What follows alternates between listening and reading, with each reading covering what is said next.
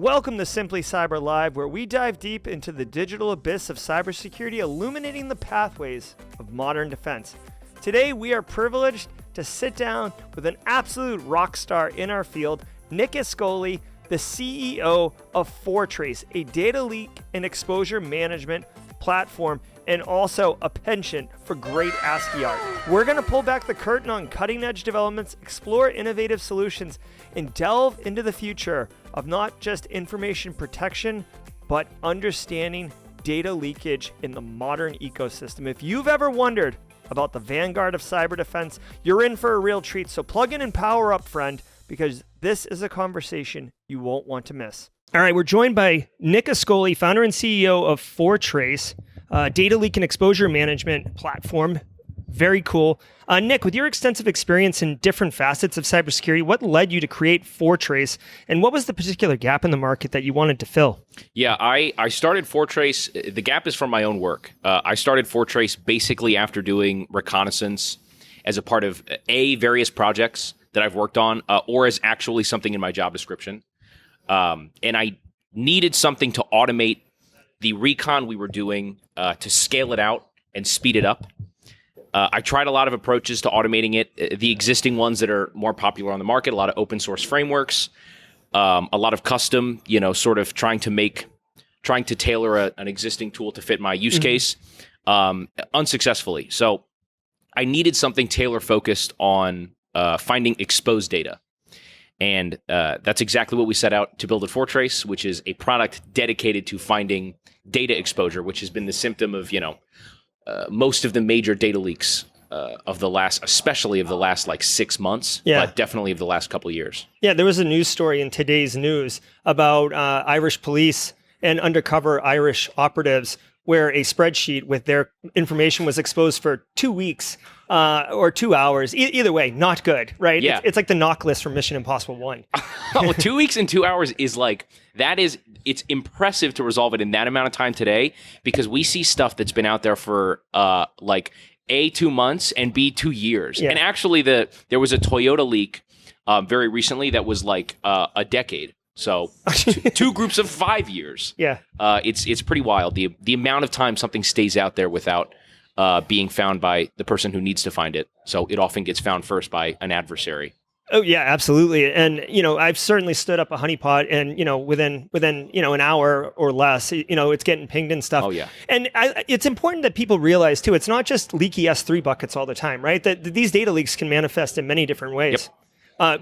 What are some common types that you're seeing? Yeah, the leaky storage at cloud providers, infrastructure as a service providers is huge. That's something we do see a lot. But to your point, yeah, it's not everything. Something that didn't get enough attention this year, but led to a bunch of major incidents, was hard-coded credentials being left in code in public repos. So we see a lot of examples of, and there's public ones too that are referenceable, like Toyota had a hard-coded credential left in it was something on either GitHub or GitLab, one of the public Git sites. They had a hard-coded credential left in code there that a vendor hired a dev shop that they left in there. And this may be the same one I was referencing earlier, but the key enabled access to several million customer records for their T-Connect service, which allowed whoever had the key to see the real-time location of all the vehicles in Toyota's Japan Lexus fleet.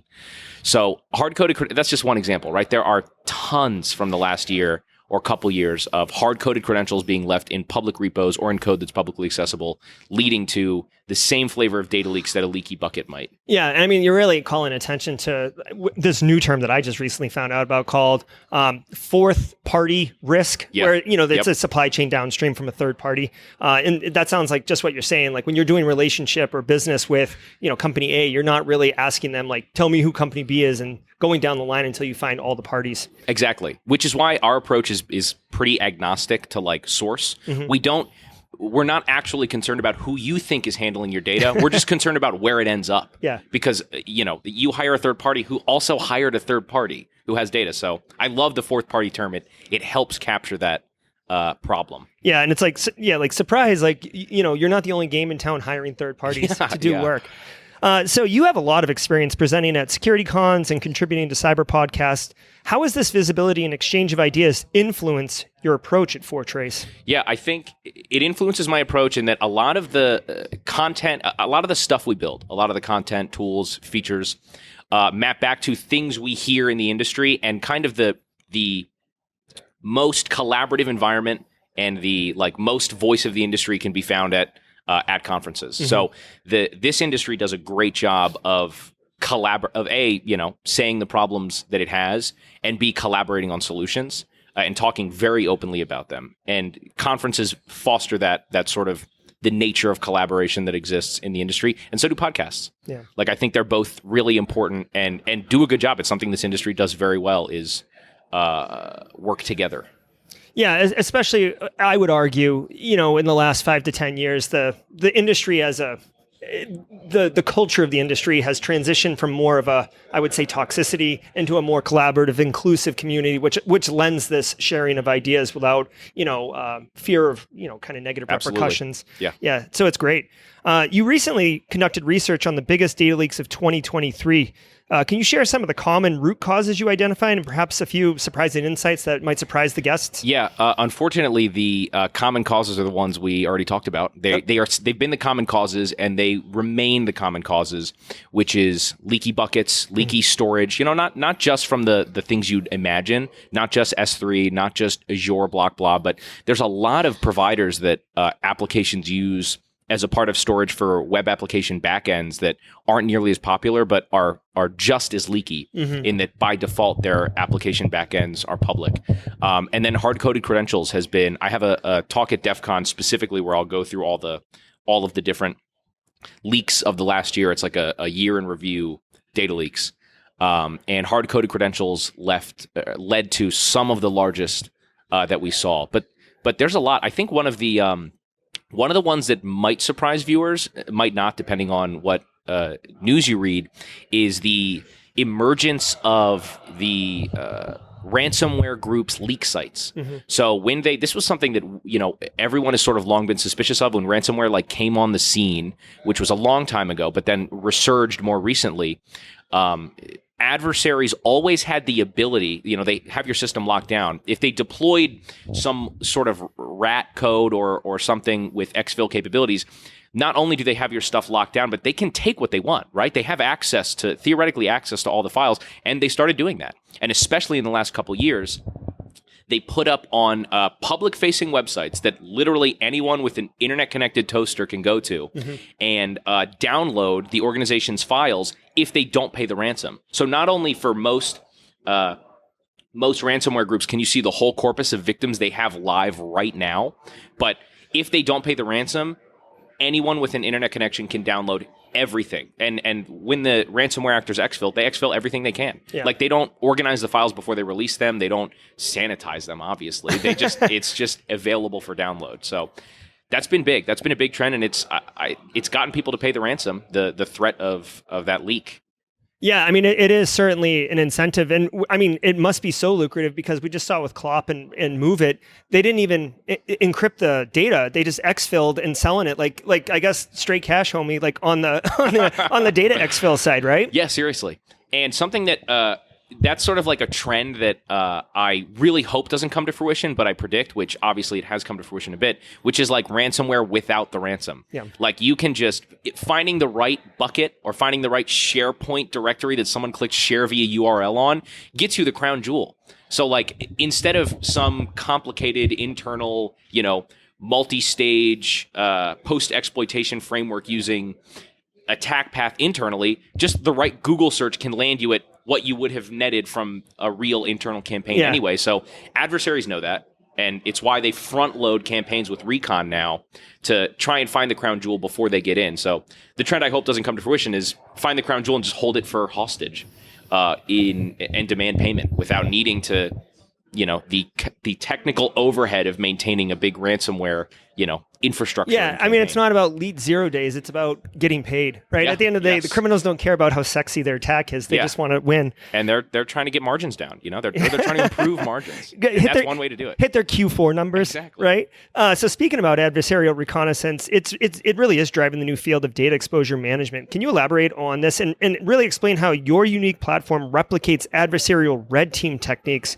to identify those exposed secrets? Yeah, the adversarial techniques, and when I say that, what I want people to think is like the pre-attack matrix. Everyone's familiar with the enterprise attack matrix.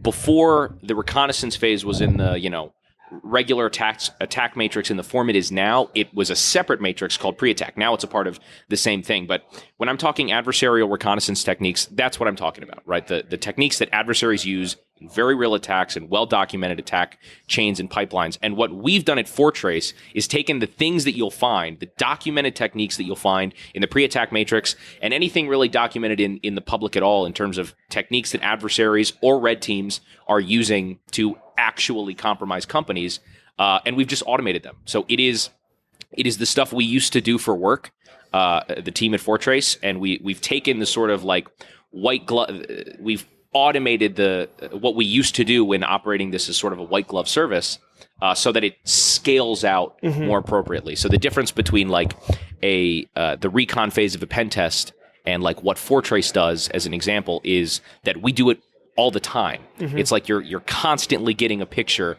of the data that is useful to an adversary or is actually leaking that's in the public, as opposed to the sort of like the one-time assessment that you get typically, which most people would order as a part of an external red team or an external pen test. Yeah, which is only good for that day. Exactly. Like what the red team found that they used to get in the public during the recon phase could have been out there for 6 months. Yeah. But you found it when you got the report. So like that kind of stuff it's what bad guys actually use to get in and start the attack. And it's important to find that stuff when it shows up. Well, and I could also see it's not there today, and then Carl accidentally shares something publicly tomorrow, and you're going to do annual red teaming or annual pen testing. So enjoy your 364 days of exposure, right? I mean, it's not uncommon. Yeah. It's not uncommon at all. You have developed the Threat Alert Logic Repository, TALR, and PD Blaster. How have these projects influenced the creation of your new platform? Those were fun, open source passion projects of the past. Also, very much in the OSINT space, not as recon focused as I am now. But I think those fostered a few things in me, which is a desire to contribute to the world of open source in cyber, which I still do regularly to public projects. And it really fostered in me a love for putting projects out there. Like, it's just a passion of mine is working on tools and iterating on them and watching them improve and watching them actually solve problems. So it's sort of those projects kind of started my foray into the world of making commercial products. Yeah, I love it. So like, just kind of go a little bit further on that. Can you talk about your work that, where you were leading security research or leading OSINT investigations and how those experiences actually informed what you've done with Foretrace? Yeah, I think in my previous work, that is the stuff we do at Foretrace was things I did by hand.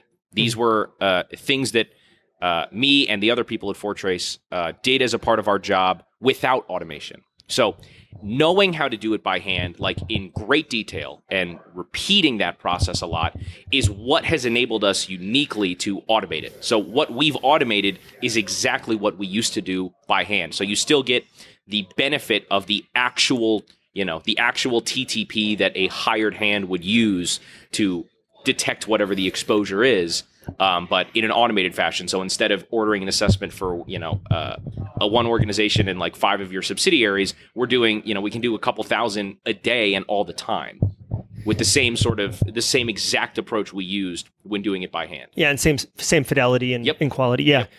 I'm sure like every network engineer and Linux admin listening to this is like, yeah, automate all the stuff and then just sit there and watch Netflix and still be highly effective. Please. So I actually kind of want to pop the hood a little bit on Foretrace. So in your LinkedIn profile, you mentioned that you use various OSINT and footprint gathering tools and techniques. How does Foretrace leverage those tools and techniques in its platform? Yeah, if there's like a data source you can think of that adversaries use, then it is more likely than not a part of our collection infrastructure. Mm-hmm. So all of the, whether it's open source or some are a little more private than the open source ones that you'd see, but adversaries still have access to them. As long as they're not like heavily enterprised and paywalled, then any bad guy can sign up for, most things if it's just an email and a password required, a valid email. So anything that, and especially a lot of the data sources I used in the past for finding, especially footprinting organizations from fully external unauthenticated view down to finding the specifics of the data that we do now at Foretrace, are built into Foretrace. And we support integrations with a lot of the open source tools and frameworks that you'd see a red team employing for recon, right now. Absolutely. No, so for people listening to this, the way that you should really be thinking about it is this is kind of like an early warning system, right? So before an exposure happens, before a breach can occur, you can use Foretrace to find your data effectively before the bad guys, like a race condition. Can you provide an example or case study that would illustrate the impact of this kind of early warning system? Yeah, for customers, this is something we find, all the time. It's rare that we start out with someone and don't find something problematic in public data, just because the third and fourth party connections that an organization has usually at least go far beyond what the security team anticipated it would be. Mm-hmm. So there's some good examples in the public. I won't name it's a school district, but this happened recently and I think is at least illustrative of our sort of detection pipeline. This is a very public incident, so it's highly Googleable, but there was a school district where someone purchased a remote login credential off the dark web, used that credential to used open source IoT scanners to find a remote access portal that was fully public, plugged that credential into the remote access portal, and then deployed ransomware, held it for ransom. And then the adversary ends up on one of their leak sites, leaking out all of the files that they exfilled. So that's sort of like 3 different data leaks in one, but it is very illustrative of the pipeline, like the anatomy of a modern data leak. There's the hard-coded credential ones, there's the dark web creds leaking. That is sort of like the anatomy of the classic credential showing up somewhere, hard-coded or on the dark web, the remote access portal being present, and able to be logged into, and then the actual files showing up and exfilling. So at Foretrace, we detect the first of all the presence of credentials wherever they lie, whether it's for sale on a forum, in a specific post, in like a much larger listing by a threat actor on a cybercrime forum. So that's where we'd like to stop it. But if things have already gone past that, which in customer environments we come into is common, we'll find we look for remote access portals. If it's in the TTP list of an adversary actually footprinting a company, then it's something Foretrace does. So we're looking for the credentials out there in the wild. We're looking for the remote access portals that would be public, and we're looking for the files wherever they lie, whether it's as a part of the this leak that the adversary is doing, or well before that, wherever the files might exist internally before being made public. So it's a sad example of an all too common scenario that we prevent for our customers, because we see the credential when it pops up, immediately reset it. We see the remote access portal when it pops up, lock it down right away. So Foretrace does more than just identify the data. You can have automation to reset creds? Customers can enable automation? Do that automation, yeah. Like if you have a SOAR, then you can plug our events into the SOAR and immediately reset the credentials or shut it down, which larger customers, of course, do. Yeah. Smaller ones, this is something by hand. For MSSPs, this is something that it's a part of their service offering is they do that by hand. So they'll use Foretrace to sort of see it across all of their customers and lock it down by hand. But that automation is possible. Yeah, and at a minimum, a webhook to a Slack channel. Yes. Where a SOC analyst can see it and respond. Very cool. So can you, this all sounds awesome, but from I always kind of take the CISO's perspective on it. Okay, I want to do it. What's onboarding? What's implementation look like? Is it just a turnkey thing and you're up and running, or what's that experience? Yeah, luckily the whole sort of thesis behind our approach is emulating adversarial reconnaissance. And that involves starting from scratch. So there's nothing to deploy. There's no agents. There's no API hooks into any of your, cloud tenants. The idea is we're assessing your environment completely from the outside, like authentic to an adversary starting from zero. So when we kick off the scans, when we have an understanding of the infrastructure that a customer would like to look at, they plug it in, it takes a couple minutes, and then we're off to the races immediately. All the scans start when they start plugging that in, and we're showing results in typically like 5 to 10 minutes. There will be what we call traces popping up, and then over the course of the next half hours, all of the initial footprint, which is the longest of our pipeline, gets created. It takes like 10 to 30 minutes, and then we have a very full footprint of your organization's exposed data. Right. So if any CISOs or SOC managers listening, you could set it and go to lunch and come back and have a pretty good report to lose your lunch to. Yeah. So Nick, let me ask you, like looking into the future, what emerging threats or changes in cybersecurity landscape do you see? And really, how is Foretrace preparing to address those developments? I think the trend of digital transformation has still not slowed down. The change I've seen in it, which is relevant to data leaks, is an increased adoption, which I think is a good thing, of microservices. Instead of like having everything live on a single server, you have, if you're in like the AWS environment, you have DynamoDB doing your database. You have all of your runtimes running in Lambda instead of on an EC2 instance. You have, everything spread out across microservices instead of on a server, which is great for application developers and maintainers. But a lot of the times by default, especially with infrastructure as a service providers, the permissions set up on the microservices are over-permissed. You have to go in and change them to be like, make this not public. Make it so that someone can't enumerate my, IAM permissions from just having some kind of key or credential or token or whatever. So the trend of massive adoption or significantly larger adoption of microservices and just migration to the cloud in general, which is still something that's massively happening, is what's precipitated a lot of the biggest data leaks of the last couple of years. And I think undeniably will continue, especially the sort of like hype story that has become common because it's already happened a few times, is all of the like LLM applications that are popping up that are particularly interesting because people are putting very sensitive things into them.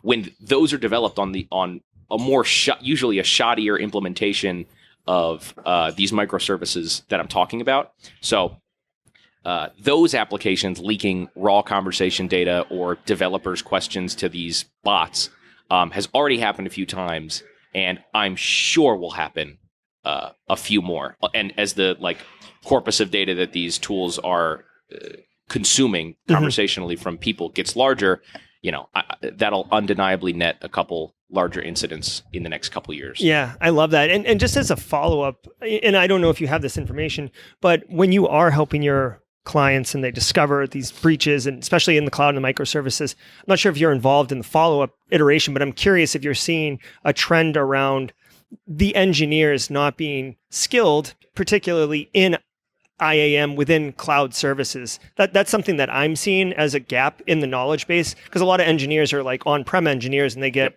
moved over, and there's a lot going on in that microservices. Are you seeing any correlation? Yeah, well, to answer the remediation question, we don't usually directly get involved in the remediation. We can, and we have before when absolutely needed. But we have